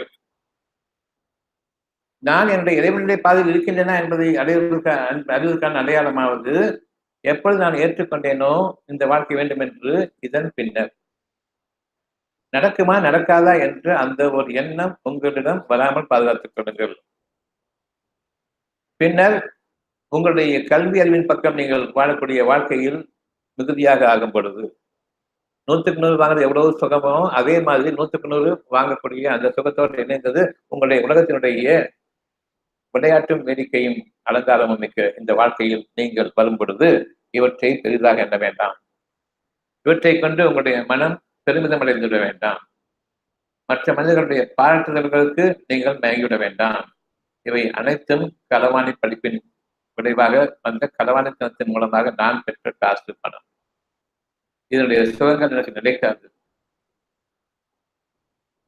எனவே நான் அச்சம் கொள்கின்றேன். இப்பொழுது இறைவன் கொள்கின்றான், என்னிடமிருந்து உங்களுக்கு வாழ்வாதாரங்கள் மறைவான அந்த பாதைகளிலிருந்து பெற வேண்டும் என்றால் நீங்கள் சம்பாதித்த அந்த பொருள்களிலிருந்து அழகானதை பிறருக்கு வேண்டியவர்களுக்கு கொடுத்துவார்கள். என்ற ஒரு சுகமான பொருள் விலை நான் படித்திருக்கக்கூடிய ஒரு பொருள் அலங்காரமான பொருள் இருக்குது என்றால் அதை யாருக்கு இல்லையோ அவர்களுக்கு கொடுத்துருவாங்க. நம்ம கிஃப்ட் கொடுக்குறது யாருக்கு கொடுப்போம்?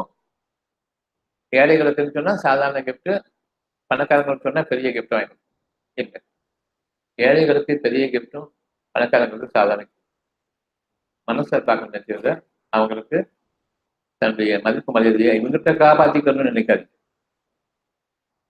பணக்காரங்களுக்கு எதுவும் கொடுக்காதீங்க, ஏழைகளுக்கு விலையுயர்ந்த பொருட்கள் தான் கொடுங்க. அவங்க அது சாதாரணம் நினைக்கணும்.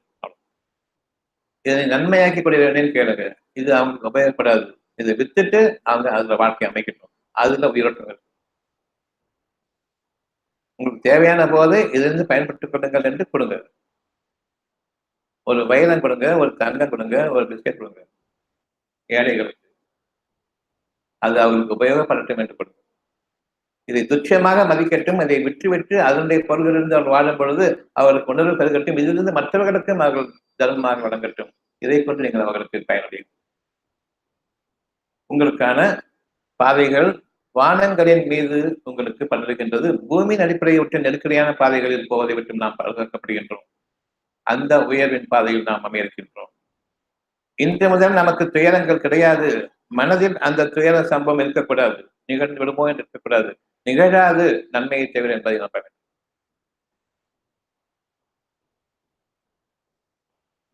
நாம் வைத்திருக்கக்கூடிய சில சுகப்பொருட்களை கொண்டு மற்றவர்கள் எங்களை நம்மை உயர்த்தி பேச வேண்டும், உயர்வாக பார்க்க வேண்டும் என்ற அந்த பெருமை கொள்ளக்கூடிய அந்த மனப்பாங்கை நீங்கள் இன்று கைவிடுங்கள். இறைவன் உங்களுக்கு அளித்ததிலிருந்து, தூய்மையானவற்றிலிருந்து, சுகமான பொருளிலிருந்து மற்றவர்களுக்கு கொடுங்கள். ஒவ்வொரு செயலையும் உலகத்தின் அடிப்படையில் இருக்கக்கூடிய பொருள் அடிப்படையில் எந்த அளவுக்கு அதை நீங்கள் கீழாக இருக்கின்றீர்களோ அந்த அளவுக்கு உங்களுடைய தன்மை மேலாக வேண்டும். நான் என்னுடைய உள்ளத்தில் கொண்டிருக்கக்கூடிய ஒரு சுகமான செய்தியை அது என்ன என்று நான் அறிய மாட்டேன். அதனை நான் கற்பனையாக உருவமாக்க வேண்டாம். இரவு உங்களுக்கான ஒரு அத்தாட்சி. அந்த இரவில் 5 புலன்களை கொண்டு நான் எதனையும் அறிய முடியாது. பார்வையை கொண்டும் இன்னதென்று நான் விளங்க முடியாது. அந்த காரிருளில் சத்தங்களை கொண்டும் இதுவாக இருக்குமோ என்று அறிய முடியாது. அந்த கேடான சத்தம், பூச்சிகள், இன்னும் எனக்கு பாதகமான பாம்பு, அது என்னவெல்லாம் இருக்கட்டும், அது நெருக்கமாக இருக்கிறதா தொழில் தெரியாது. பயம் இருக்கும். அந்த இருளில் கேடுகள் நிறைந்திருக்கிறது என்பதை அறிவிக்கிறது அந்த இருள். அப்பொழுது நீங்கள் யாரையும் உதவி செல்ல முடியாது. உள்ளத்தில் இந்த கேடுகள் வேண்டாம் என்றது என்ன மட்டும் இருக்கு.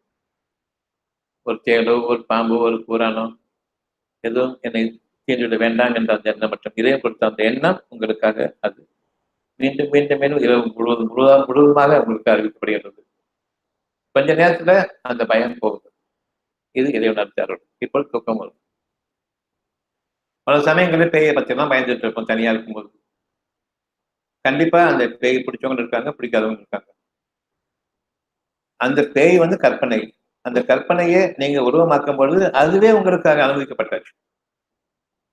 கேடுகளை நாம் படைக்கின்றோம் நமக்காக. அந்த நேரத்தில் பயமரும் நேரத்தில் இது வேண்டாமே என்று விரும்புகின்றீர்கள். இறைவன் அளிக்கக்கூடிய அந்த வாக்குகளை நீங்கள் நம்புகின்றீர்கள். வேண்டாமே என்று, வேண்டாம் வேண்டாம் என்று நம்புகின்றீர்கள். ஏற்றுக்கொண்டீர்கள். நடக்க வேண்டும் என்று விரும்புகின்றீர்கள். எதுவும் மற்றவிட வேண்டாம் என்று விரும்புகின்றீர்கள். அப்பொழுது அந்த பேயை பற்றியோ மற்ற கட்டளை பற்றியோ பயம் நீங்குகிறது. பெரும் கஷ்டத்தோடு இன்றைய சூழ்நிலை நாளைக்கும் தொடரும் என்று தெரிகிறது. இன்னைக்கு இருக்கக்கூடிய கடன் நாளைக்கும் அந்த கடன்காரன் தொந்தரப்படுத்தான்னு தெரியுது. இன்னைக்கு இருக்கிற என்னுடைய நோய்கள் நாளைக்கு அதிகமாகும் தெரியுது. இப்ப தூக்கம் வரக்கூடாது. ஏன்னா கவலை இருக்கு. இரவு நேரம் வருகிறது. உங்களை அறியாமலேயே உங்களுடைய துன்பங்களை நீங்கள் மறக்கின்றீர்கள். மறக்கடிப்போன் இறைவன். அவனுடைய வாக்கை உங்களுக்கு அறிவித்து எந்த கவலையும் வேண்டாம், பயமும் வேண்டாம். அந்த இரவு பொழுதில் அவனை மட்டுமே நீங்கள் கேட்கின்றீர்கள்.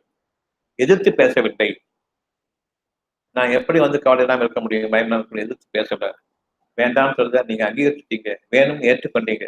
இதன் காரணமாக உங்களுக்கு தூக்கம், அமைதியோடு கூடிய ஒரு தூக்கம். மறுநாள் நிச்சயமாக முந்தைய நாள் வேதனையை காட்டிலும் அந்த நாள் அழகாக இருப்பதை பார்க்கிறோம்.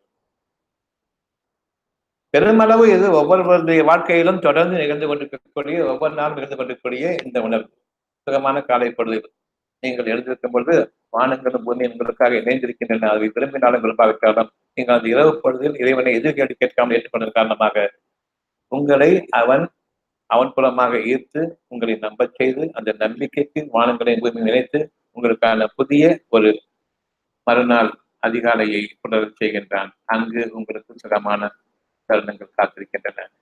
நன்றியோடு நினைவுகொள்வர்களுக்கு அந்த நாள் பொழுதில் அவர்கள் விரும்பியது முந்தைய இரவில் விரும்பியது அவர்களுக்காக இருக்கிறது என்பதை நம்புங்கள். அந்த இரவு ஒரு மிக பெரும் அத்தாட்சி. தூங்கி எழுந்திருக்கும் பொழுது உங்களுடைய கஷ்டங்களில் பல உங்களை விட்டு நீங்கி இருக்கின்றன. அதே நேரம் இறைவனுடைய வாக்கும் இருக்கின்றது, இனியும் இந்த கஷ்டங்களோ வேறு கஷ்டங்களோ உங்களுக்கு வர வேண்டாம் என்று பகல்படும். இரவில் கிடைத்த இந்த நன்மைக்கும் நீங்கள் நன்றியோடு இருக்கின்றீர்களா என்பதை எழுதுவதற்காக உள்ளத்திலிருந்து எனக்காக நான் கிடைக்கக்கூடிய அந்த செய்தியை இப்பொழுது நான் ஏற்றுக்கொண்டேனா என்று பகல் பொழுதில் மீண்டும் என்னுடைய பழைய கதைக்கு போகிறேன். விடியும் பொழுது என்னுடைய சூழ்நிலை அப்படியே முந்தைய நாளைக்கோ அல்லது அதற்கும் பல காலங்களுக்கு முன்பாக நான் வாழ்ந்த வாழ்க்கையின் பக்கம் செல்கின்றேன். ஒரு காலம் கூடாது. நேற்றைய வாழ்க்கை எனக்கு என்னுடைய ஞாபகத்திற்கு வரக்கூடாது. குறிப்பாக துன்பங்கள் கொண்ட வாழ்க்கையை வரக்கூடாது. சுகமான அனுபவங்கள் கொண்ட இறைவனுடைய வாக்குகள் எனக்காக நிறைவேற இருக்கக்கூடிய அந்த வாழ்க்கையின் பக்கம் எந்த நேரமும் என்னுடைய மனதிலே இருக்க வேண்டும். அப்படி நிலை பெற்றிருக்கும் போது மட்டும்தான் மனம் அமைதியோடு இருக்கும். நேற்றைய வாழ்க்கையை தொடர்ச்சிதான் என்று எண்ணும்பொழுது இது புதிய ஒரு அதிகாலை உங்களுக்காக பொழுது தொடர்ந்து புதிய விடிவாக இருக்கின்றது என்பதை நம்ப மறந்துவிட்டோம், மறுத்துக் கொண்டும் இருக்கின்றோம் என்பது அடையாளம். நம்பிக்கை கொண்ட மக்கள் அந்த இரவின் அத்தாட்சியை தவறிடக்கூடாது. பகல் பொழுது புடரும் பொழுது அந்த சுகமான வாழ்க்கையினுடைய புதிய ஆரம்பம், புதிய வானமும் பூமியும் கொண்டு அவரவருக்கு பிரத்யேகமாக அவர்களுடைய எண்ணங்களுக்கு திறந்தவர். ஒவ்வொருவருக்கும் ஒவ்வொரு உலகம். இந்த அகிலங்களில் நன்றாக வேண்டும். அந்த பொழுதை புலர் செய்வானுக்கு நன்றியோடு அந்த நாள் முழுவதும் கவலைகள் தீண்டாமல் உங்களுடைய கடந்த கால வாழ்க்கை தான் நாளைய வாழ்க்கை என்ற அந்த அறிவை கொண்டு நாளைய வாழ்க்கையை பார்க்காமல் என்னுடைய ஞானங்களை கொண்டு அவன் வாக்குகள் நிறைவேறக்கூடிய அந்த காலத்தை நாம் எதிர்நோக்குகின்றோம். இந்த வாழ்க்கையில் நாம் அமைய வேண்டும். இரவில் நான் எதை பார்க்கின்றேன் என்றால் கண்கள், காது, மூக்கு, வாய், தோல் இவற்றிலிருந்து நான் அறியக்கூடியவை ஒன்றுமே பார்க்க முடியாது. முழுமையான இருள், இரவு நேரம். 5 புலன்களும் நீக்கப்பட்டு விட்டன. எண்ணங்களாக மாறுவது சிதைக்கப்பட்டு விட்டது. அந்த எண்ணம் மட்டும் ஒரே ஒரு எண்ணம் மட்டும் இருக்கின்றது. சுகம், அமைதி, ஓய்வு, அழகு, நிரந்தரம், இன்னும் ஒன்றுக்கு மேல் ஒன்று அதிகரிக்கக்கூடிய அந்த அழகுமிக்க வாழ்க்கை இவ்வளவும் எனக்காக அறிவிக்கப்பட்டுக் கொண்டிருக்கின்றது. அதில் ஏதாவது ஒரு பகுதியை கேளுங்கள், செவிதாழ்த்து கேளுங்கள். அந்த இரவு உங்களுக்கான பெரும் பாக்கியம். எதனையும் பார்க்க முடியாது. அகப்பார்வையில் நான் பார்க்கக்கூடிய அந்த தெளிவான பேச்சுக்களை விரும்புகின்றேன். எப்படி விரும்ப முடியும் பார்க்காமல்? சுகமான வாழ்க்கை என்றென்றுமே வேண்டும் என்று நான் விரும்பும் பொழுது எப்படி நான் அதனை பார்க்க முடியும்? அதனை பார்க்காத நிலையில், அது என்ன என்று அறியாத நிலையில் அந்த அளவுக்கு உங்களுக்கு அறிவிக்கின்றான். உங்களுடைய ஒட்டுமொத்த வருங்கால சூழ்நிலை புதுமையான படைப்பை இங்கு அறிவிக்கின்றான். நீங்கள் வாழ்விக்கப்பட்டு அதனை நீங்கள் நாட்டம் கொள்ளுமாறு உங்களுடைய விருப்பத்தை அதன் மீது ஈர்க்க இறைவன் விரும்புகின்றான். உங்களுக்காக அறிவித்துக் கொண்டிருக்கக்கூடிய அந்த மனம் இதுவரை அறிமுகமில்லாத ஒன்றை உள்ளம் உங்களுக்கு அறிவிக்கின்றது. அந்த அகப்பார்வைகளாக நீங்கள் இருக்க உள்ளம் உங்களுடைய கோயிலாக இருக்க வேண்டும். இப்பொழுது நீங்கள் கோயில் கொண்டிருக்கூடிய மசூதிகள், சர்ச்சுகள், கோயில்கள் இவை அனைத்துமே நீங்கள் கற்பனை செய்தவை. இறைவன் அங்கிருக்கின்றான் என்று இல்லை. உங்களுடைய உள்ளத்தை தவறிடும் பொழுது உங்களுக்கு இறைவன் இல்லை என்பதை அறிந்து கொள்ளுங்கள். இறுதி நாள் வரையிலும் துன்பங்கள் தான் நமக்கு. அந்த இறுதி நாளில் என்னுடைய மூச்சு பிரியும் போது பெரும் பரிதவிப்போடு என்னுடைய மூச்சு அடங்கும், கைப்பற்றப்படும். நிம்மதியில்லாத ஆன்மாவாக அது வெளியேறும். என்னுடைய மறுவாழ்க்கை அதோகதிதான் என்ற அந்த எண்ணம் தேவை நமக்கு என்று வேறு விதமாக ஆதரவு கொள்வதற்கு இடமே இல்லை. பயம், உள்ளட்சம், பயபக்தி இது மட்டும்தான் நமக்கு இப்பொழுது நிற்க வேண்டியிருக்கிறது. அத்தியாயம் 57 வசனம் 6. அவனே இரவை உங்களுக்கு வெளிச்சமாக்குகின்றான். இரவில் எவற்றை நீங்கள் என்னிடமிருந்து கேட்டுக்கொண்டீர்களோ உங்களுடைய 5 புலன்களும் இதுவரையில் பார்த்த அந்த பார்வைகளுடைய ஒட்டுமொத்த அறிவையும் நீக்கி கண் பக்கம் ஈர்த்து நீங்கள் பார்க்க முடியாத, இதுவரையில் அனுபவிக்காத ஒன்றை அனுபவித்த விதமாக விரும்பச் செய்தானே, அந்த ஒரு மறைவான இறைவனுடைய பாகத்தை பகலில் உங்களுக்கு வெளியாக்குகின்றான். பாருங்கள், நான் அளித்தது அங்கு இருக்குதா என்று பாருங்கள் என்று அறிவிக்கின்றான். அந்த சுகமான உணர்வு, அதனை கவனிக்க வேண்டும். வெளிப்படையாக என்ன இருக்கின்றதோ அதனை கவனிக்கக்கூடாது. இந்த உணர்வு தான் நாளை அந்த வாழ்க்கையை மாற்ற இருக்கின்றது. உணர்ச்சிகள் இல்லை. 5 புலன்களிலிருந்து உங்களுக்கு கிடைத்தது உணர்ச்சிகள். அகப்பார்வை கொண்டு நீங்கள் அடைந்தது உணர்வு. இந்த இரண்டில் எது வேண்டும் என்பதை நீங்கள் அந்த இரவில் முடிவு செய்யுங்கள். மறுநாள் உணர்வை கவனியுங்கள். அவ்வளவு அழகான உணர்வு. உங்களுடைய உணர்ச்சிகளுக்குரிய அவ்வளவு வியாதிகள் இருக்கின்றன. கவலைப்பட வேண்டும். அடங்க வேண்டும். எண்ணங்கள் அடங்க வேண்டும், உணர்ச்சிகள் அடங்க வேண்டும், உணர்வு மிகைக்க வேண்டும். அந்த உணர்வு எனக்கு வழிபடும் பகல் என்ற இறைவனுக்கு நன்றி செலுத்தக்கூடிய நேரம். பகல் முழுமை அவன்தான் இரவை பகலில் புகுத்துகின்றான். உங்களுடைய இரவை நீங்கள் காண முடியாததை, 5 புலன் காண முடியாததை, உள்ளம் அறிந்ததை, அந்த உள்ளம் அறிந்ததை நீங்கள் காணும் பொழுது, அகப்பார்வையோடு நீங்கள் அதை உணர்ந்து வேண்டும் என்று விரும்பிய பொழுது, மறுநாள் பொழுது மாற்றப்பட்ட பொழுது உங்களுக்காக வானங்களும் பூமி மாற்றப்பட்டிருக்கின்றன. விரும்பிய விரும்பாமலோ உங்களுக்கு அதை கட்டுப்பட வேண்டும். உங்கள் மீது அது பராமரிக்க முடியாது. இறைவனுடைய கட்டளைக்கு அது மாறு செய்ய முடியாது. நடந்தே தீர வேண்டும். அந்த வாழ்க்கையில் தான் இன்று நாம் அமைந்திருக்கின்றோம். உணர்வை கொண்டு பார்க்கும் பொழுது இந்த நாள் நேற்றைய நாளை விட சிறப்பானது. வெளிப்படையான விஷயங்களை பார்க்கும்போது அதே மாதிரி இருக்க மாதிரி தெரியும். உங்களுடைய புறப்புலன்களை கொண்டு, உங்களுடைய அறிவை கொண்டு வளர்ந்து வரக்கூடிய உங்களுடைய வாழ்க்கையை நீங்கள் படையதை போன்றும் இன்னும் நான் மடிந்து கொண்டிருக்கக்கூடிய வாழ்க்கையை ஏற்றுக்கொண்டிருக்கின்றேன் என்றும் எம்ப வேண்டாம். உள்ளத்தை கவனியுங்கள்.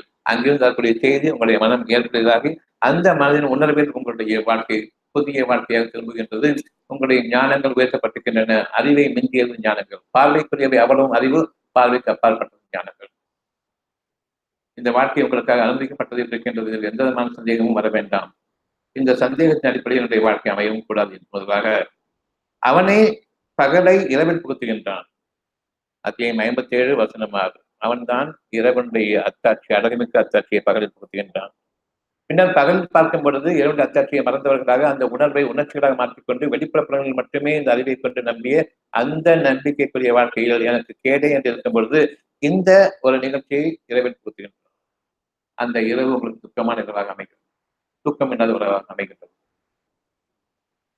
உங்களுடைய மனதின் ஓய்வு கிடைக்கின்றது. எப்பொழுது நீங்கள் விரும்புகின்றீர்கள் அந்த இரவு பொழுதினுடைய பிற்பகுதியில் உங்களுடைய பகல் புலருக்கு முன்பாக அந்த தூக்கம் கேட்டு 3 மணி 3:30 மணி 4 மணி ஆகும்போது இப்ப தூக்கம் வரும்.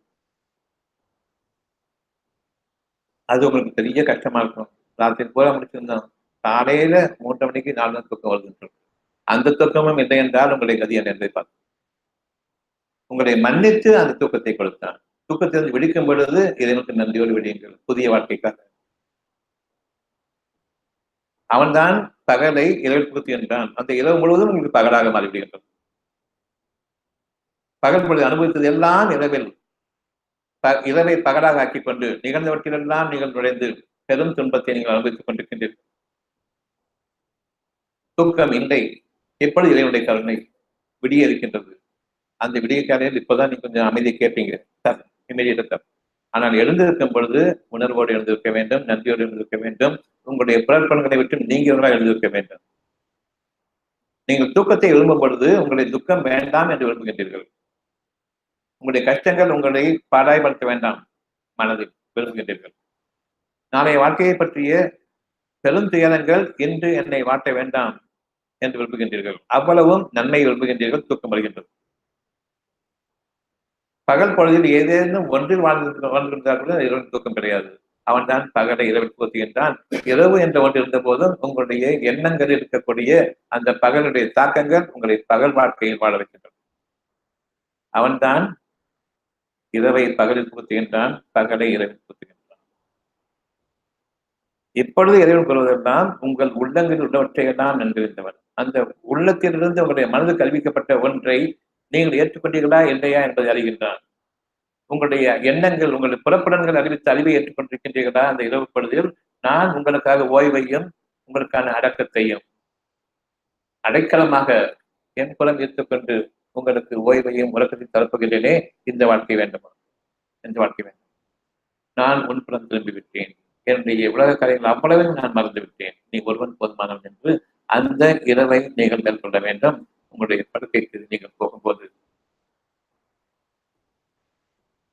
மீண்டும் உலகத்தினுடைய கேளிக்கைகளில் ஈடுபட்டுக் கொண்டு டிவிக்களையும் கேளிக்கைகளையும் குத்துக்களையும் அலங்காரங்களையும் பார்த்து கொண்டு தூங்கச் செல்வது மிக கெட்ட மறுநாள் வாழ்க்கைக்கு ஆரம்பம். இவற்றையெல்லாம் சன்னியன் என்று முடிவிட்டு உங்களுடைய மனதில் இருக்கக்கூடிய இறைவனுடைய வாக்குகளை எடுத்துக்கொண்டு யார் அவற்றின் மீது நினைத்தவர்களாக சன்னியன்களை முடிவிட்டு நான் என்னுடைய அகப்பண்பு திரும்புகின்றனோ மறுநாள் அழகான வாழ்க்கை, குடும்பம் சகிதமாக அழகான வாழ்க்கை. ஒருவருக்காக வேண்டி உங்களுடைய மனம் திரும்பப்படக்கூடாது என்பதற்காக வேண்டி மற்றவர்கள் கேளிக்கையில் ஈடுபட்டிருந்தாலும் சரி, அவர்கள் மீது நீங்கள் கொண்டிருக்கக்கூடிய அந்த பாசத்தின் காரணமாக உங்கள் கண் முன்பாக அவர்கள் வேதனை செய்யப்பட மாட்டார்கள். அத்தியாயம் 8 வசனம் 33.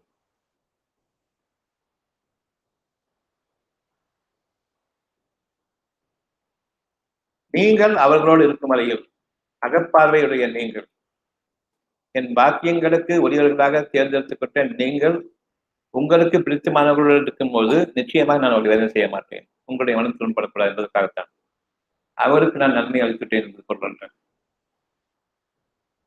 உங்களுக்கு பிறகு அவர் பாவமன்னிப்பு கேட்டுக்கொண்டிருக்கும் நிலையிலும் நிச்சயமாக அவனை வேதனை செய்ய போவதில்லை. நீங்கள் அவர்களுக்காக அறிவிக்க வேண்டியதை அறிவித்துக் கொண்டிருங்கள். அவர்கள் கேட்கிறார்கள், கேட்காமல் போகிறார்கள், அதன் மீது உங்களுக்கு எந்த பொறுப்பும் கிடையாது. அவர்கள் மீது நீங்கள் கணக்கு வழக்காளர்கள் அல்ல. இறைவனுடைய வாக்கு சத்தியமானது. உள்ளங்களில் இருப்பதை அறிந்தவன். அதை கொண்டு நீங்கள் பகலில் வாழப் போகின்றீர்களா, பகலிலும் இரவினுடைய அமைதியில் வாழப் போகின்றீர்களா என்பதை இறைவன் அறிவிக்கின்றார். எப்பொழுது இறைவனுடைய நல்வாக்கினை ஏற்றுக்கொண்டேனோ இரவில் கிடைத்த அந்த அழகான சுகங்கள் பகலில் தொடரும். இரவை பகலில் ஊத்துகின்றார். பகலுடைய ஆர்ப்பாட்டங்கள் எதுவுமே உங்களுக்கு இருக்கின்றார், அட்டகாசங்கள் எதுவும் உங்களுக்கு தொடராது, மனிதர்களுடைய கேள்விகள் எதுவும் இருக்கின்றார். இந்த இரவின் அத்தாட்சி பகலிலும் தொடர வேண்டும். அமைதியும் அழகான உணர்வுகளையும் கொண்டு வெளிப்படையான வாழ்க்கையினுடைய போக்குகள் எந்த விதத்திலும் என்னை பாதிக்காது. உங்களுக்கான தேர்தல் அறிவிப்பு வரவிருக்கின்றது. யார் உங்களுக்கு அதை பற்றி கவலை கிடையாது. என் இறைவனே நீ எங்களுக்கு நல்லாட்சியை கொடு, அவ்வளவுதான். உங்களுடைய கட்டுப்பாட்டில் அவர்கள் இயங்குவதற்கு இறைவன் போதுமானது. இதுவரையில் அவர்களுடைய மிதப்பிலும் அவர்களுடைய போக்கிலும் அவர்களுடைய பெருமையிலும் வாழ்ந்தார்கள். என்று அதே ஆட்சி வந்தாலும் சரி, மற்ற ஆட்சி வந்தாலும் சரி, இறைவனிடம் நீங்கள் பாதுகாப்பு செய்யுங்கள். இந்த ரிசல்ட்டை பற்றி பார்க்காதீங்க. இறைவனிடம் உன்னுடைய ஆட்சியை நிலைப்படுத்தக்கூடியவனே, சாந்தமும் சமாதானமும் அமைதியும் அழகான மனிதர்களுடைய மனப்பான்மையும் சுகாதாரமான சகோதரத்தன்மையும் ஏற்படக்கூடிய அந்த வாழ்க்கைக்குரிய அரசாட்சியை நீ நிலைப்படுத்துகிறவன். நிச்சயமாக இறைவனுக்கு பேசுகிறார். அந்த இறைவனுடைய பிரார்த்தனையை பகலில் தொடரும் உங்களுக்காக. அந்த அமைதியும் அந்த அழகும் உங்களுக்காக இருக்கும். இவன் வந்துட்டானே, அவன் வந்துட்டான் நினைக்காது, இறைவன் இருக்கிறான் என்ற அந்த உணர்வு. நிச்சயமாக நம்முடைய வாழ்க்கை இன்று முதலாக ஒரு சுகமான வாழ்க்கையாக இரவின் அழகு பகலில் நமக்கு நடைபெறக்கூடிய, இரவை பகலில் பூத்தக்கூடிய அந்த வாழ்க்கையை வந்து வருவோம்.